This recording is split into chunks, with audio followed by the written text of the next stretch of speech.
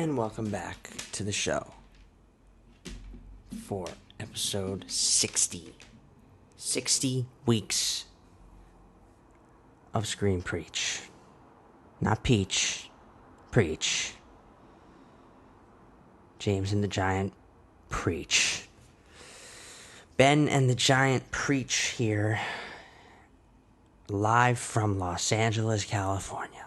Live for me, of course, not for you. Comes out Monday, Sunday, Pacific time.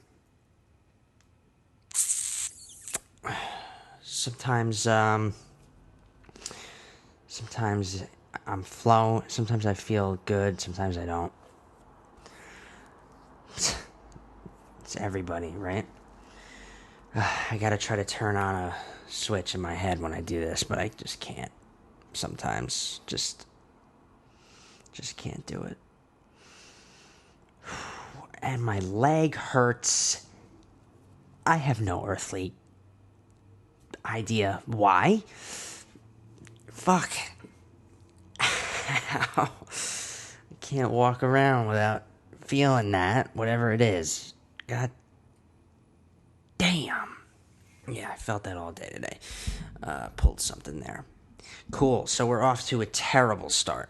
I barely did an intro. Just barely got by. Sometimes I don't want to do it at all.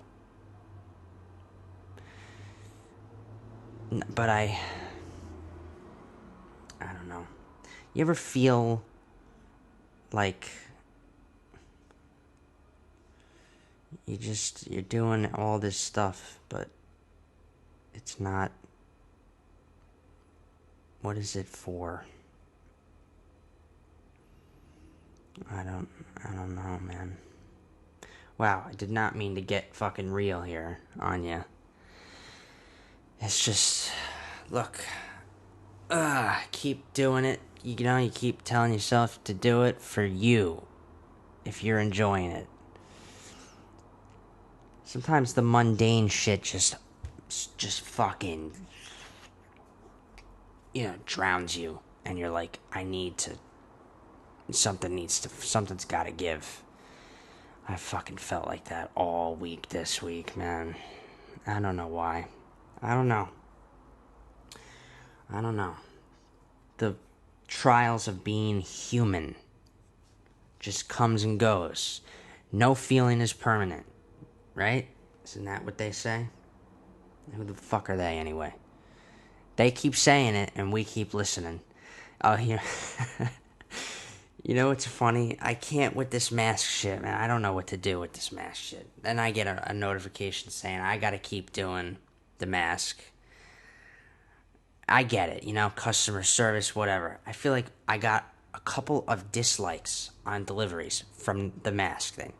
It's unreal. Meanwhile, the mask, it doesn't do anything. It just doesn't do anything. It really does. It's pointless. Okay? It's been proven time and time. I don't know why we keep, whatever. It makes people feel better. Fine. That's at the end of the day why I will keep doing it, to make people feel better. But I saw this sign in one of the restaurants today that made me laugh. It was like they quoted Walt Whitman. It was like, resist much, obey little, except when it comes to masks. Cover up, because they tell us to. Something like, because they tell us to. The they in that is literally the people that Whitman was saying resists. So, just full-blown contradictory fucking thing. Who's they? The government? The CDC? Like, they fucking know what the fuck we should really do. I don't know. I'm just so sick of this whole thing. But on the bright side, it's actually over, right? It's like 95% over, so that's been cool as fuck, because things feel normal. Don't they feel better? I love how things finally feel better, and that's when I feel like shit. because here I am on Friday night doing this. Maybe I should be doing something else. Do people even care? Do people watch? Do people listen? Sometimes it's tough when you go and you look and you see you do all this work for it, and at the end of the day, 3 people are watching it. 1, 2 people are listening to it. Maybe you have a good week, 7 people, maybe 10. I always tell myself, I do it because why do you keep doing it then? Because it's fun. I have fun doing it. Take notes, okay? That's what it is. That's just do it for you, you know? Just keep doing it I keep doing it because I enjoy it, so just keep doing whatever it is you want to do, and if you're doing it and you're not feeling like it's meaning anything, whatever, man. It's just, if you're having fun, that's all that matters, you know? I have fun doing all the things I do. I'm just, like, in a place where I keep telling myself, you know, all that stuff will still be there waiting for you whenever you need it for comfort. That fun stuff, that, for me, that all that introverted shit that I love. You know, I like to just chill. I don't like to fucking party it up. I'm not that person. But I need to do that. I can feel it right now. I'm in that mode where I'm like, I need to do something like that. It's a good thing I'm 75% introverted and 25% extroverted. Because if I was 100% introverted, I wouldn't do anything. I never would have even moved here. But there's a little voice, that 25%, just, it gnaws at me after a while. It's like, okay, time to do something else for a second, for a change. Shake it up. Shake it up. I'm glad I have that part of myself. Because if I didn't, I wouldn't push myself to do the other things. I just wouldn't. I need that part of myself to, like, when I feel the repetitiveness or the comfortability just starting to set in way too much, that's when I know it's time to, like, do something else. Like, just kind of keep switching it up. I don't know. Everyone always has something to fucking say, too. I love when people always have something to fucking say. It's easy to just be like, do. Yeah, well, you know, you know, unless you actually know what it's like to live with things, don't just assume that it's going to be easy for everybody like it's easy for you, you know? It's not easy for me to do things. Everyone thinks it's a fucking joke. Everyone thinks, oh, fucking, or maybe people are like, man the fuck up or something. Dude, social anxiety and all that, you know, it's a fucking real thing. It's a real fucking thing, okay? Something I actually live with. Whatever the fuck that means to any of you people, I don't care. I just need to, what are we doing here? I got real on you in the beginning. Speaking of fun, let's just do the fun stuff. Actually I switched it up this week. Went back to the archives and said, let's do something that I haven't seen yet, but that has been out. Don't have time to hit the fucking theater. Just something, last couple of weeks have not had time to go and, like, see anything, but on the bright side, there really isn't anything to go and see, so it's been fun. But I gotta fit that stuff in, you know. I can't wait for the Black Widow we're gonna do. We're gonna do the Black Widow episode. It's a Marvel week, you know. I'm looking forward to that. It's Black Widow, Loki in the same episode. That's cool. But the fun stuff is obvious. Loki. Episode 3 recap. Trying to keep it even more brief. Failed at that last week. Still basically did 20 minutes. I did 15 minutes. But I don't know. I'm trying to think of things that are standing out to me maybe thematically in this series, how it's grabbing me in other ways. are the character in terms of character and plot and how but it's really just it's action packed or it's very story driven. No, character driven, I guess. But finally, I think episode 3. We're at the midpoint now. It's been a kind of combination of both. This week I thought was fun because of actually seeing and almost being like reminded for a second. Don't forget that Loki, and in this case now Lokis, are very skilled in hand-to-hand combat and other forms of kicking ass, which we see a lot of in this episode, which is fun to watch. But then also having the two Lokis get to know each other is interesting. It's also interesting because I'm wondering, this show has a way of making you wonder what's real and what's not, who's telling the truth and who's not. There were a couple times where is this Loki person, is this Lady Loki even a Loki at all, or is it someone posing as because she has this way about it. She keeps saying, don't call me Loki, don't call me Loki. That's not who I am anymore. My name's Sylvie. Yeah, I mean, the spoiler filled, but it's really just one big one at the end. Every week's I like how every week has kind of revealed something else, right? Episode 1 is like, okay, the variant they're after is a Loki. Okay, whoa. Episode 2, we see who that Loki is, Lady Loki. Okay, whoa. And then this week, there was something that, totally does the switcheroo, like I thought they would, But before any of that, it's important to point out that sometimes I have a hard time feeling like this Loki is the Loki from 2012's Avengers anymore. It seems like that shift was very quick. So I'm hoping the series kind of pays that off in reminding us this is not the Loki we last saw in Infinity War. This is still a guy who will stab anyone in the back for his glorious purpose kind of thing. I know that he has grown throughout the series. Almost as he's been forced to grow quicker than ever than his sacred timeline self did. His sacred timeline self. I love the quotes, the air quotes. His sacred timeline self. It took a longer time to develop. We saw it slowly over a period of storylines, but this one is about, for once, he's the hero or the protagonist of a story. So development of his character, it allows for it to happen a little bit quicker and to spend more time with, because we're spending so much more time with him, it does still feel believable that he would shift.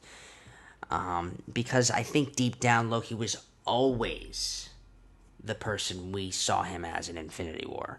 It just, he hides it underneath all this other shit that he thinks he has to appear as. And I think this episode is also good for highlighting the differing perspectives between Lokis. Because assuming that she is full-blown a Loki, you never know with what Marvel's going to do. They're the same person while being completely different. I think that was the point of this in terms of character, in terms of story, is that these two people are not the same person even though they're the same person, if that makes any sense. They are two different people with different perspectives. And I think that it also shows that the different paths in terms of morality that Loki could have went down. All the things that happened to Lady Loki could have just as easily happened to the Loki we've known. And, events shape people, change people. And I think that was really cool to see that they literally spend time talking about each other to each other and the differences that go along with it, how they're different from each other. And they are very different from each other.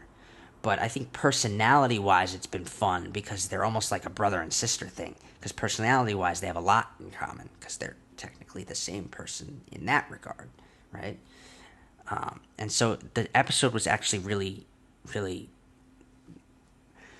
it was probably the more thought-provoking one we've had of the three so far. People have been giving Loki a lot of, I guess Marvel in general, a lot of shit for this whole thing. Their approach to tone, and I don't know why this would now be a fucking problem. This is their tone all the fucking time, but like this idea that they cover up really thought-provoking themes or dramatic moments, they blanket sweep it with comedy. But I believe that's kind of what they always do. I guess the idea is it going to be the death of them? Is it going to be something that starts to hurt Marvel if they can't learn to grow and adapt? I think we have stories coming that will help in that regard. We have darker toned stories that, as long as they know that they have to shift, make a shift, change things up, that they'll be okay, and because they do have to adapt. The whole switch to TV can't just be let's do all the same stuff but on TV. They do have to change. They do have to kind of keep things feeling fresh for audiences. We don't want to be bogged down by the same thing for 3 decades. Fucking 12 phases later, by the fucking 6th phase, we'll start to feel the fatigue everyone was always talking about. With that being said, I don't at all feel like I'm not empathizing with Loki as a character and really feeling those dramatic moments.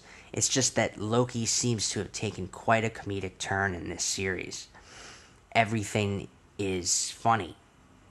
I'm laughing a lot, but it's like we don't let the deep moments kind of breathe, you know, as much. We've had one moment like that thus far, and that's when he sees his mother's death and really takes that in.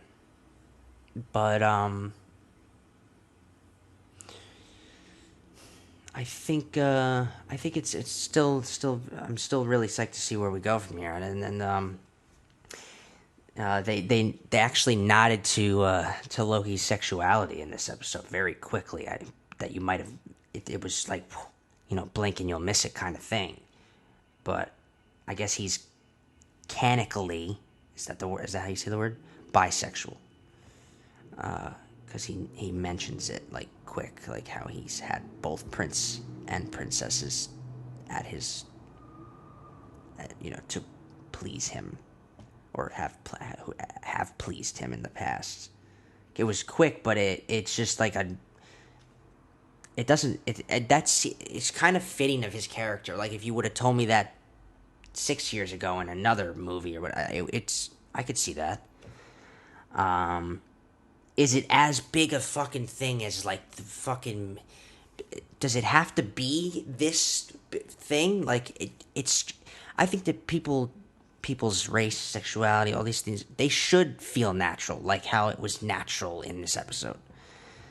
It's all the aftershock of it that makes it into some big thing. Like everyone fucking going crazy about it on in the media and online and stuff.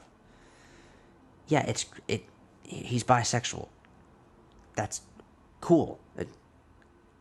I mean, that's what more does I don't know what do we. Actually, it's also the timing is fitting, right? Isn't it LBGT? I'm fucking that up.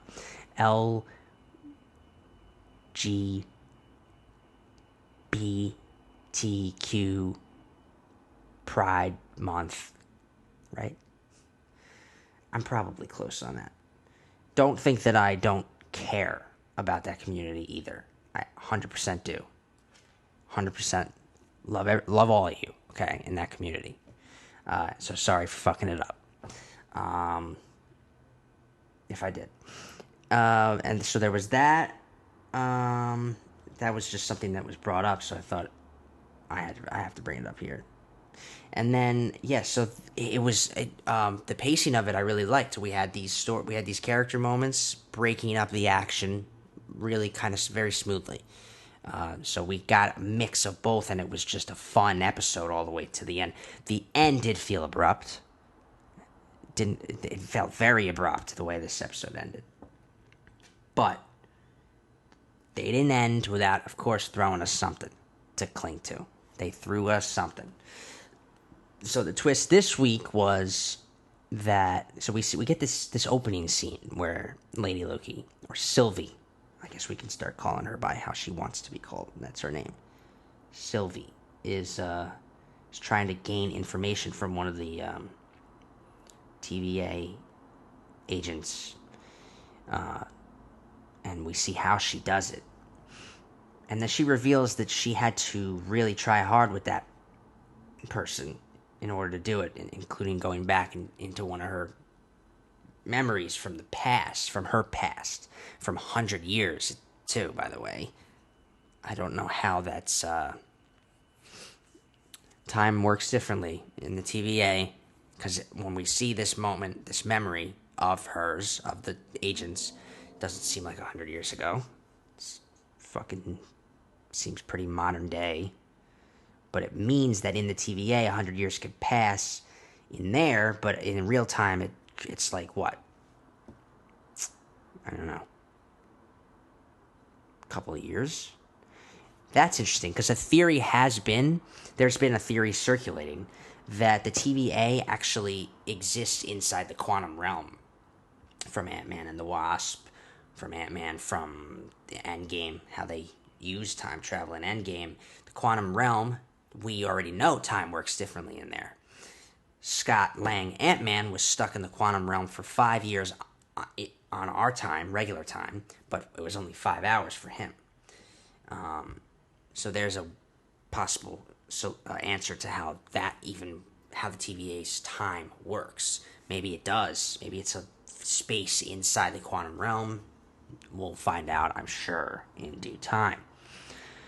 But basically what Sylvie reveals is that this person had a life before the TVA, which is shocking to Loki because, of course, he was told that the TVA, everything in the TVA was created by the Timekeepers, including the people that work for it.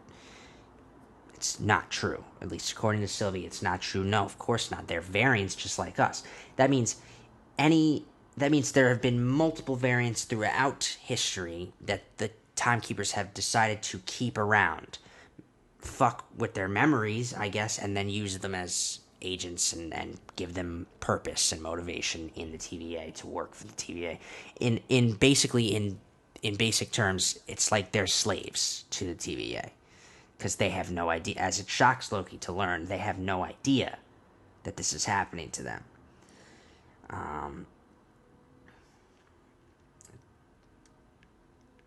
What does that mean? Does that mean that agent lost 10 years of her life in the TVA? So they're going to play with that theme, too, and how the TVA is treating people. Forget about how time is treated. How are you treating people? I always called this twist being a potential thing. And we'll see if they play this out. But yeah, fun episode. I thought that was actually the best recap of it that I've had so far. Because that's where I'm ending it right there. Pretty cool. I can't wait to see where the second half... if this was like a... setup half... Right, we're at the midpoint. See what the confrontation and resolution of this is in the second half. So as always, come back for more next week. And we can jump into our news. I didn't mention what we're going to be talking about this week for our film, but like I said, it's all just kind of a different... I decided to take a different approach to the week. And try something else. But we'll do the news first. There was a lot today. So these are all just in today. For you, that's not today. I understand that. But new enough. I never brought up Zoe Kravitz a film that she's doing. I saw it a couple weeks ago. I don't think I brought it up. I might have, but I don't think I brought it up on the show that she's been working on this project. She's been writing and looking to direct this project. That I guess it's her passion project to do this film that it's called Pussy Island, which I heard was actually a joke title at first, but then it ended up landing for her, and she wants to keep it that way. And it's a story about. It's very relevant for the times. It's about like this idea of like young girls being taken to an island, the whole Epstein thing, but like to the extreme kind of, as if that's extreme, but I'm saying like now put into a narrative. And the Channing Tatum's in it, and they just cast somebody else. Who they cast? They cast someone else. They casted Naomi Aki, as well. But I don't think I ever brought it up, so I figured I would. Yeah, she's gonna direct that too. That's wild. Star Wars Rogue Squadron, the next Star Wars movie, live action movie, which we know that Patty Jenkins, Wonder Woman director, is directing, as they announced a while back now. But they have a writer for the project, although not 100% confirmed, I don't think, but probably confirmed enough. Matthew Robinson to write the script. I only know one credit of his, I think. He did that movie with Gervais a while back, right? He wrote that movie, The Invention of Lying. Interesting to pull him in. Yeah, so he's writing the movie. That must be a dream fuck. That must be both nerve-wracking as hell and very fun for him. Halo live-action series on Paramount Plus lost its showrunner.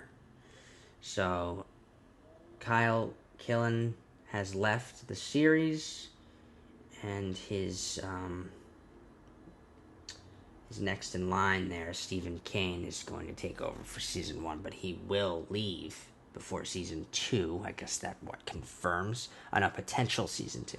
I'm looking for, obviously, who wouldn't look forward to a Halo series? They've been jerking our chain around about one of those, whether movie, show, for years. So finally one is happening, and they're gonna have to find someone else to be the I guess Master Chief of the series, right? Showrunner of the series for when it for if it takes off and becomes a hit, because they only have this man, Stephen Kane, for one season.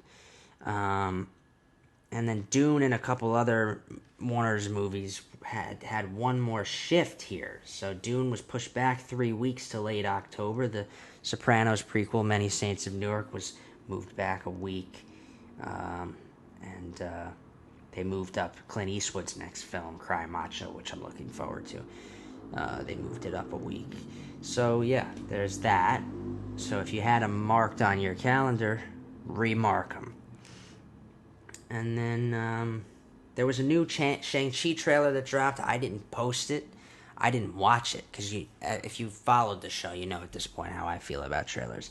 And this trailer was a perfect example of why I don't watch trailers. Of course, I was still spoiled of it. I get it. Some people don't even think that spoilers are a thing, and fuck it if you get... Some people are like, whatever, spoilers, like, it's not like... So what if you knew this beforehand? I care about that stuff. Maybe you don't, but I don't want to know anything. I want to take it all in at once, because then it's way more... I like to feel everything just when I'm watching it. Maybe that doesn't mean anything to some people, but I don't want to know shit until I'm watching the movie. And this trailer shouldn't have stuff like this in it, but it showed Abomination, the old Incredible Hulk villain, in the fucking trailer, fighting against Wong from Doctor Strange. I don't know what's going on in that sequence at all and how it connects to Shang-Chi, but it's if you don't care, go watch the trailer. I heard it's a pretty wild trailer. I don't want to know how wild it is. I want to know how wild the movie is, because I know it's going to be wild, and I can't wait to see it, all of it. Teasers are enough for me. I that's how it is. That's how it will always be for me going forward. But it's out for anyone who doesn't give a shit about being spoiled, and I was still spoiled by seeing everybody fucking post about it. I don't want to know that. Like, that's such a thing to like be shocked by when you're in the theater. Holy shit! It's a fucking abomination. Now I know that's coming. Or, sometimes the trailer footage isn't always in the movie, so there's that. But if it wasn't in the movie, why do I want? It's not meant to be in the movie. I don't need to see. That's what I've been doing too. If there's footage that wasn't in the movie, I watch the trailers after I see the movie to see if there was something that wasn't in it. But beforehand, I don't want to be spoiled about anything. There was this movie that totally flew in under my radar, and I posted about it, but I'm a big crime drama, mob drama, gangster film fan.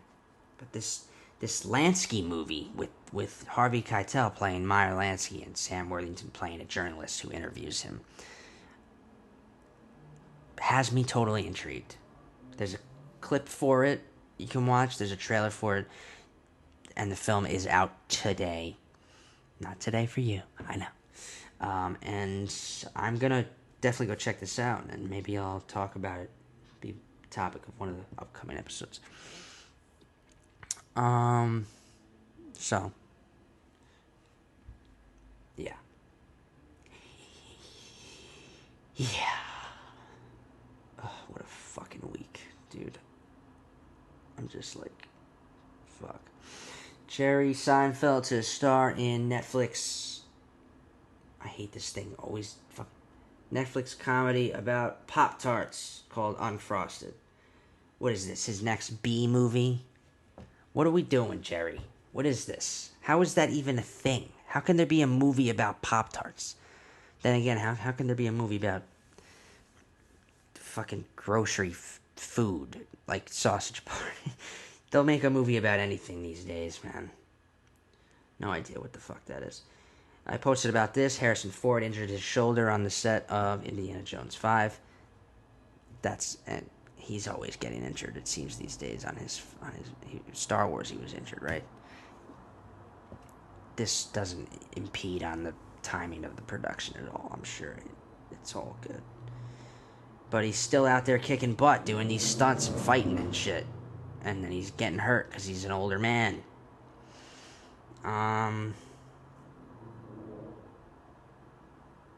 Oh, this Western looks intriguing. Everybody's been talking about it. There's a Western coming out in the future called Dead for a Dollar. And it's going to be done by Walter Hill. Willem Dafoe and Christoph Waltz to star. Love Westerns.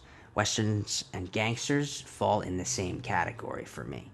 They're kind of the same thing, even. They have their own semantics and whatnot, but they have that same kind of, the themes are the same, right?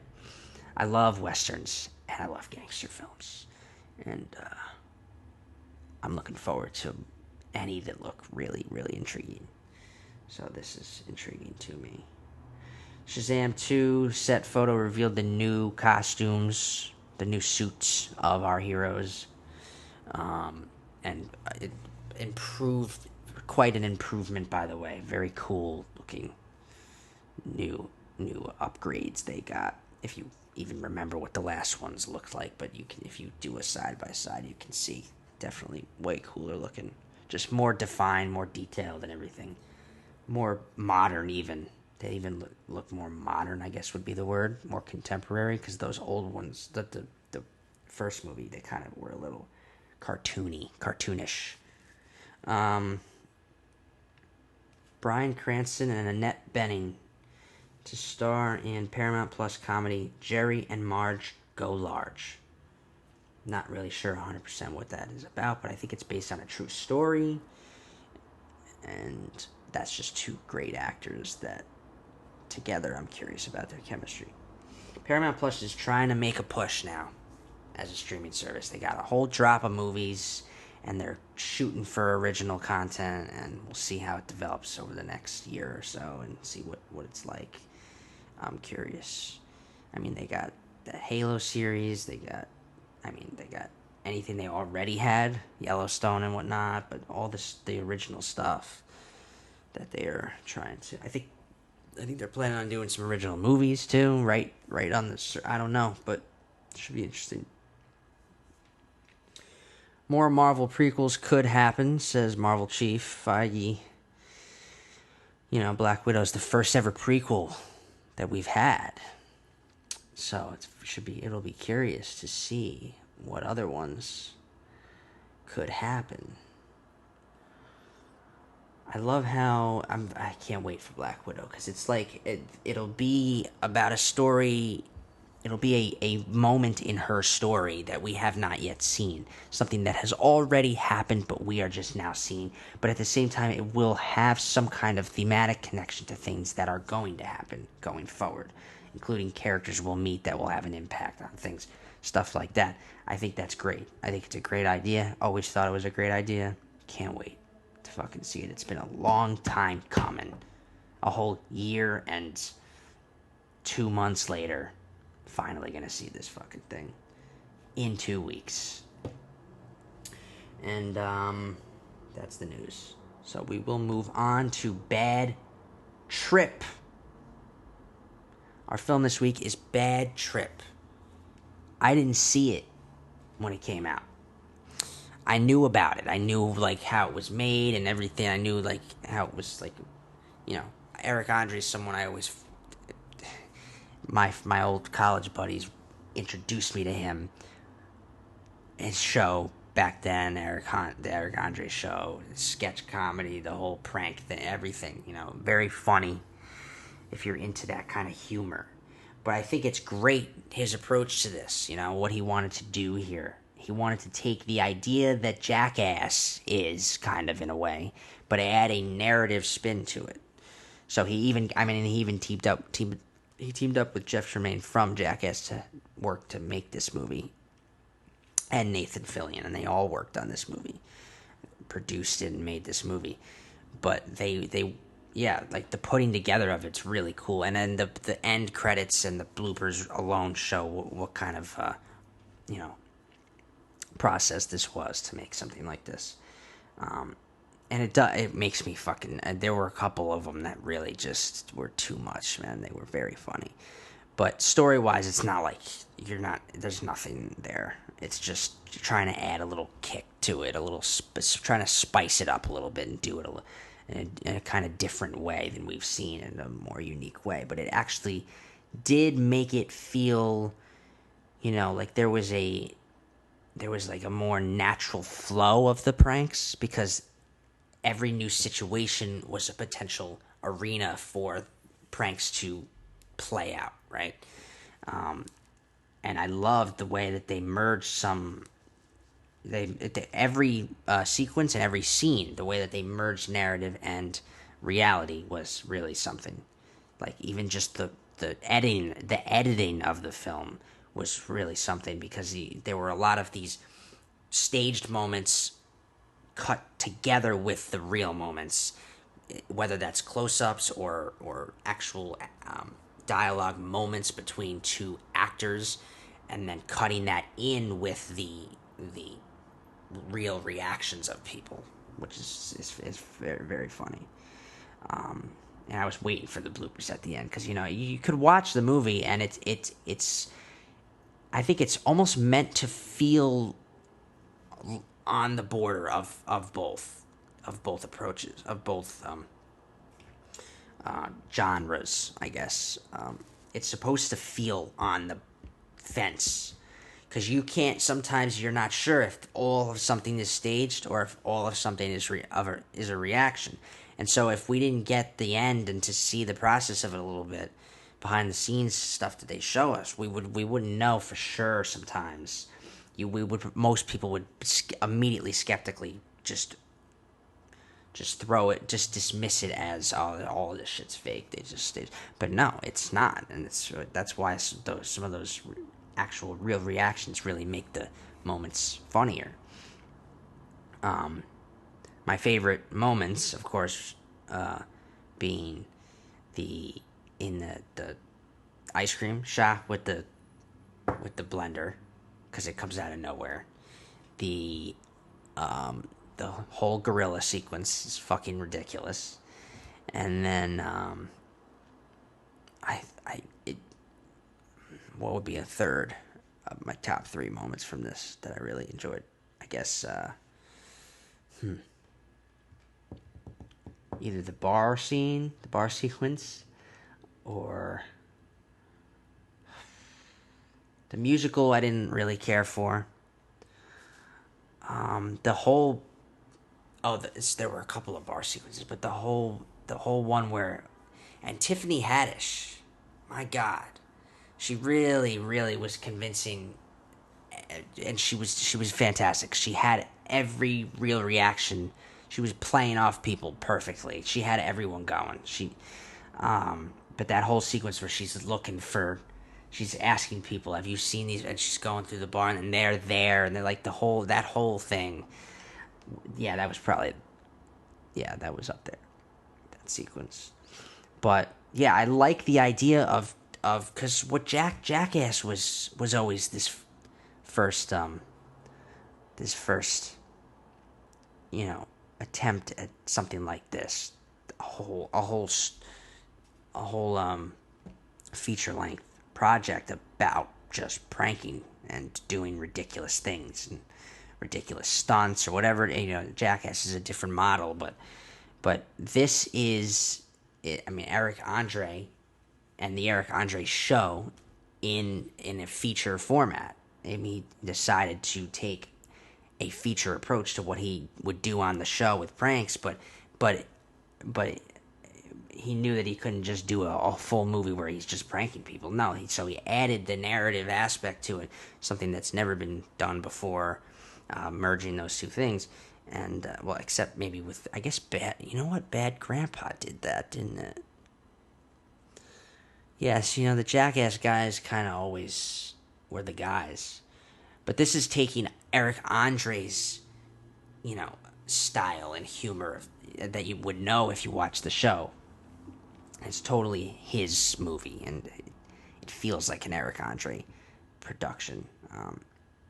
So yeah, it derives from that show too. If you've ever seen it, he would just do ridiculous pranks and throw them into the mix of the episodes. But yeah, he talked about it, about how the challenges of doing this were that you have to remember that every moment is progressing the story forward. So it's different than the just pointless and outlandish pranks from his show, where there's no purpose to them. It's just for fun, and just the ridiculousness of them. But all of these pranks have to also.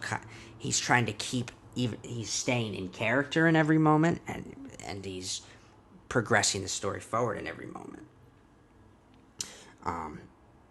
Even allowing some of the pranks to directly come into play in terms of the narrative. But that's the point, and it was great. You could see that that's what it was from the start with the whole vacuum thing, and you could tell who was an actor, who wasn't, for the most part, pretty easily, and that was the point. All the real reactions were genuine and hilarious, and Tiffany Haddish was a natural at doing something like this. Am I bleeding? Yeah. Oh, shit. Cut my leg. This is the other leg, by the way, not the one that hurts. I cut my leg this week and now it's fucking open. So we got one leg bleeding, the other one fucking torn from something else. It's a fucking mess. It's a fucking bad trip. And then I always wonder what it would. It's funny that he didn't just have his partner from the show play the character of Bud. Like, I always expected it was easy casting there to have Hannibal Buress play the character. But I guess for whatever reason, probably couldn't get to it. But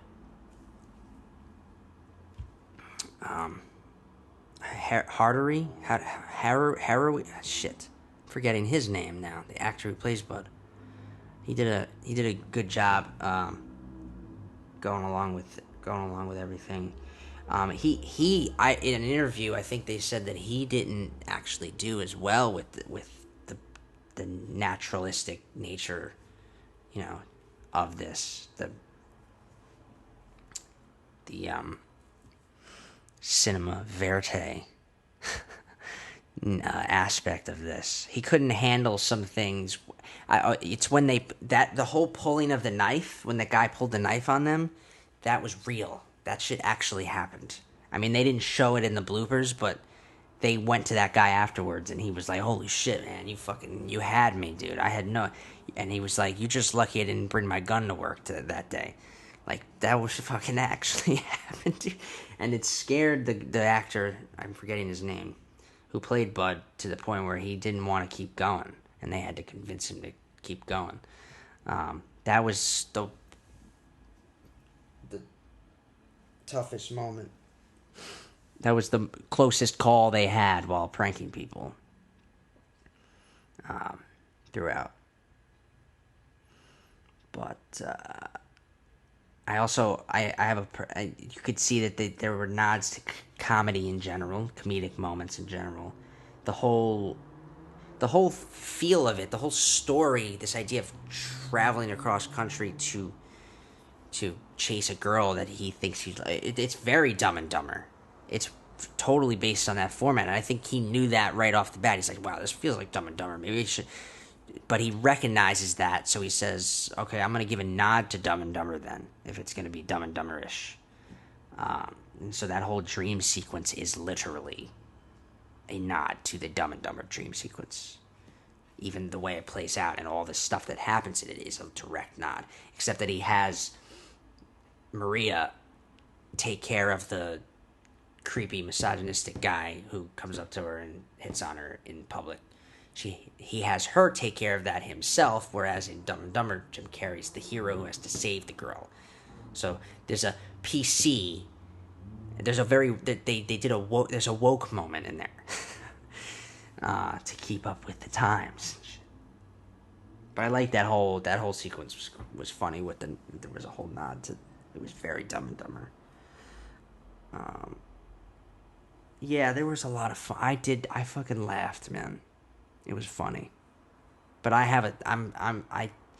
Eric Andre cracks me up. His show cracked me up, so this movie was gonna crack me up. The story is nothing to marvel at all. That's just like it's almost like a byproduct to the actual product, which is the pranking of people and getting their reactions. Very interesting. Yeah, it's the first time ever we're talking about something like this. This is a very different kind of film than I've ever watched while doing the podcast and talked about on the podcast. But it was interesting.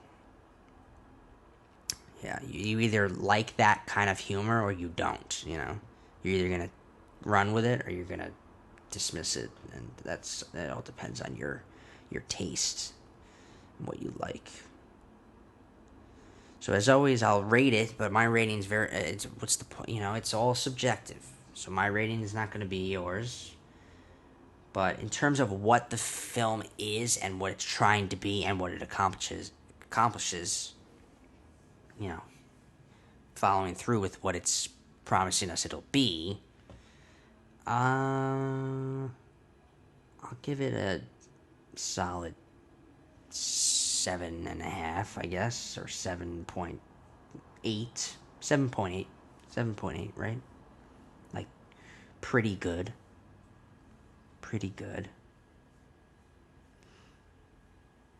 You're not watching it for the story, you're watching it for the pranks. The story just gives it a more natural flow than I've ever seen for pranking people. I think that's what's cool about it. So yeah. Move on to our next segment,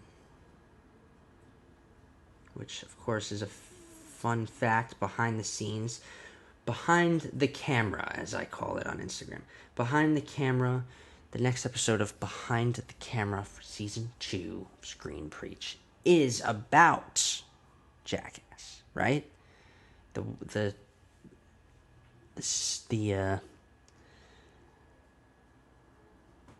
one that started all prank and stunt projects into the spotlight. Change the game for stunt and prank stories and movies and shows. And wow, I'm fucking fucking out of it. Can't fucking form words in my fucking...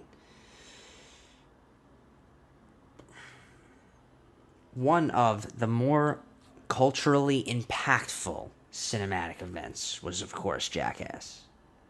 The 3-film series has entertained audiences of multiple generations.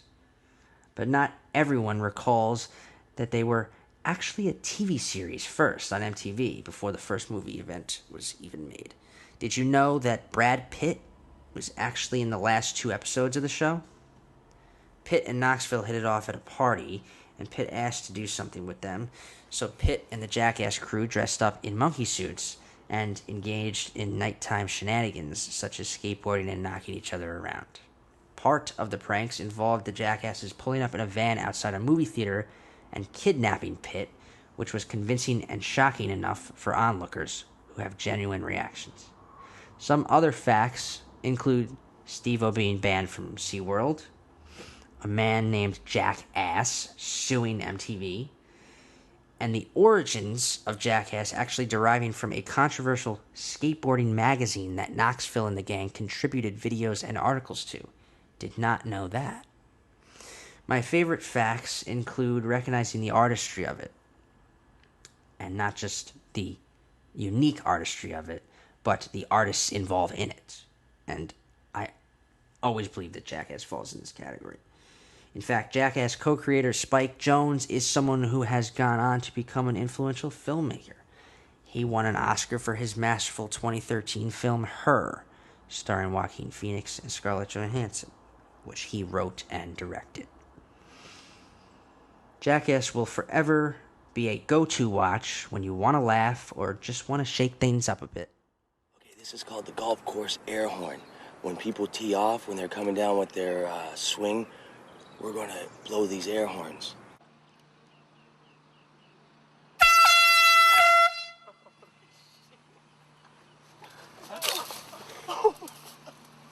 Yeah. Just want to shake things up a bit. Like I did this week when I watched Bad Trip instead of something regular. I finally watched Spider-Man Into the Spider-Verse. Finally. I know, right? That's been out for almost 3 years now. And it was so good, man. I can't wait to see Miles Morales in live action. But I think I'm gonna fucking do next week. And I think next week will just be Spider-Man Into the... I'm not even... I think I might just do that. So our usual poll segment, I'm taking a week off from, because it's extra work every week to make that post for Instagram. I could do it here and then not post it, but I like the consistency of it. If I'm gonna do it here, it's gonna be posted. Because if I came up with it here, I'm probably really into it, and I'm going to want to make the post anyway. So I didn't even bother thinking of one so that I don't get excited and then make the post, because I want to actually take a fucking break from it. Because it is extra work that I do on Mondays and Tuesdays. So this way, give myself a little break from that. There won't be a poll post this week, and it will not be a segment this week. So we'll move on to our recommendations of the week. And I'm on my superhero bunch right now, so it's what I can give you. You know, I can't... I'm not... There's not much I can recommend that I'm not... If I'm not watching it, it has to pop into my head. And nothing popped into my head. Like, that's obviously not what I'm... Like, it's all fresh in there, so, I mean... The Boys. Dude, if you haven't...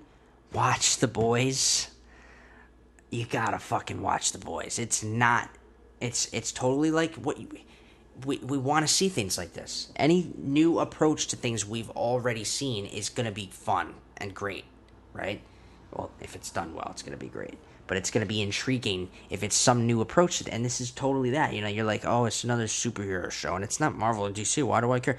No, dude, watch The Boys, 100%. It's on Amazon Prime. It's the only thing.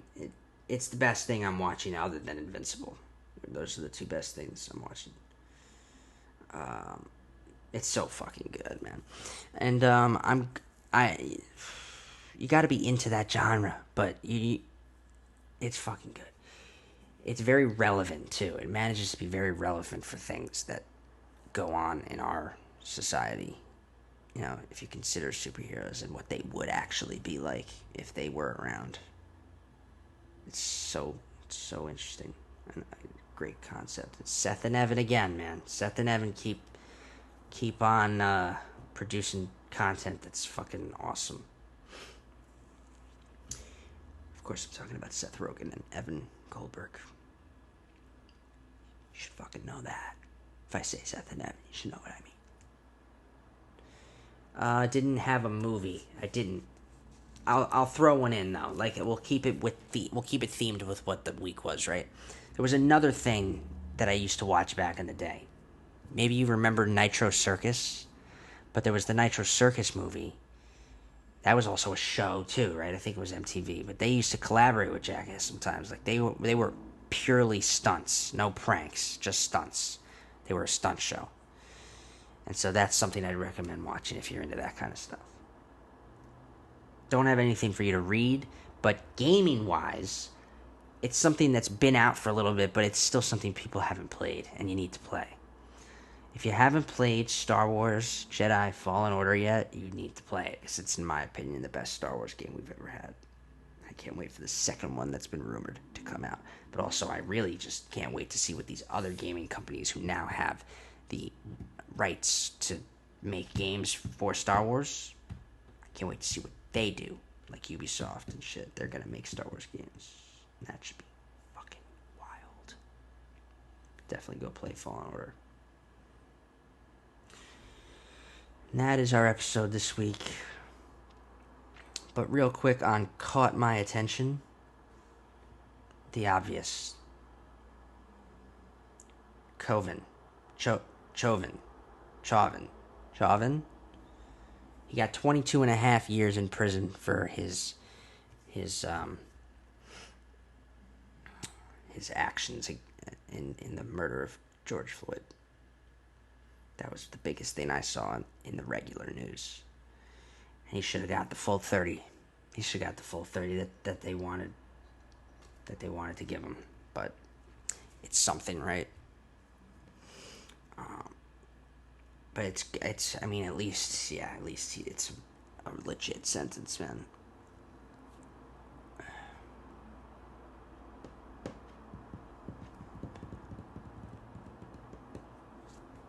Man, I thought I was pretty quick with everything, and there was a flow, but I got all fucking depressed and boring in the beginning.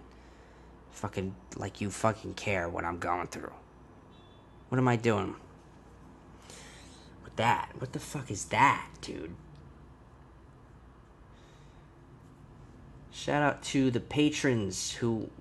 You like this shirt? You're not getting it. This is exclusively mine. Okay? There's a really cool one, though, that's going out to the patrons. They are en route. Okay? They're coming. For the patrons only. So look out for those. And that's, of course, for these people. Billy Thomas. Jessica Murphy.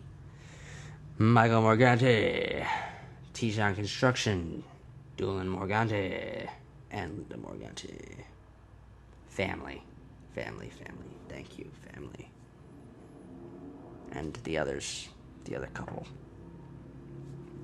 And, yeah.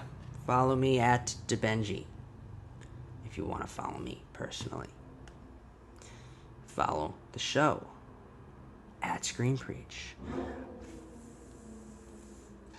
And, yeah, I'm gonna be working on my 8th screenplay for a while, but the first 7 are up on my website, abenmorgantistory.com. And subscribe to BMS Studios for weekly episodes and other content. I do think I'll put up my shorts when I make them. I'll put up showcases when I make them. So, and you know, it's not just Screen Preach, but it's mostly like, you know, go subscribe, go hit that subscribe button. Go, you know, just fucking do it, man. Just hit that thing. It doesn't cost you anything. Imagine that, not a dime.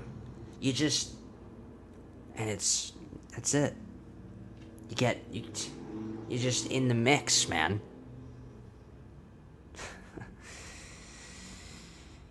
And if you want to become a patron and get the next merch drop, right? Or other benefits, if you check the tiers, you'll see what you get. I will follow it through.